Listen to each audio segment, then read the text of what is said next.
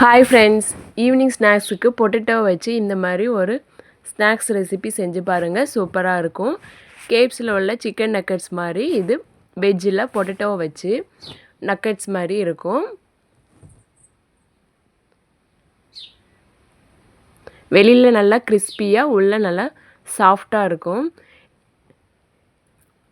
இது செய்கிறதுக்காக ஒரு 3 உருளைக்கிழங்கை எடுத்து தோல் சீவி கட் பண்ணி எடுத்துக்கிறேன். ஸ்லைஸ் பண்ணிவிட்டு அப்புறமா நீளமாக கட் பண்ணி எடுத்துக்கிறேன்.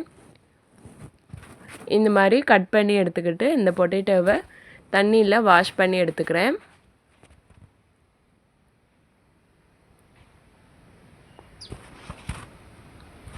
வாஷ் பண்ணி எடுத்த பொட்டேட்டோவை ஒரு பாத்திரத்தில் தண்ணி சேர்த்து கொஞ்சமாக உப்பு சேர்த்து ஒரு 50% வேக வச்சு எடுத்துக்கிறேன்.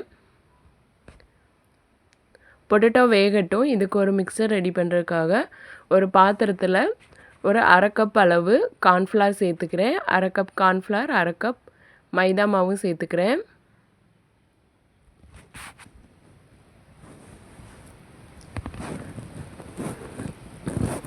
இதோட ஒரு 1/4 கப் அளவு கடலை மாவு சேர்த்துக்கிறேன்.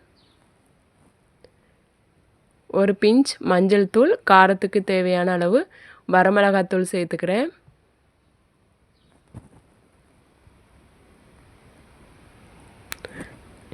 இதோட கொஞ்சமாக கரம் மசாலா சேர்த்துக்கிறேன். சேர்த்து நல்லா மிக்ஸ் பண்ணி பஜ்ஜி மாவு பதத்துக்கு எடுத்து வச்சுக்கிறேன்.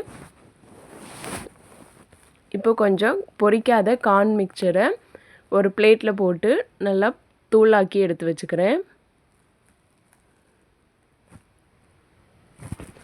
இன்னும் கொஞ்சம் நல்லாவே தூளாக்கிக்கலாம். அப்போ தான் அதில் நல்லா ஒட்டி ஃப்ரை ஆகும்.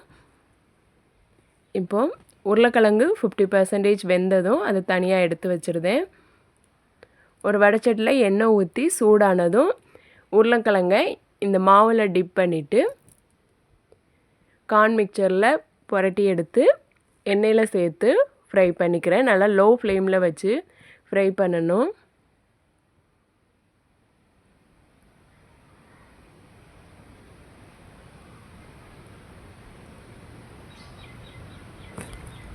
நல்லா ஃப்ரை ஆனதும் எடுத்தால் சூப்பரான டேஸ்ட்டில் பொட்டேட்டோ நக்கட்ஸ் ரெடி. நீங்களும் ட்ரை பண்ணி பாருங்கள்.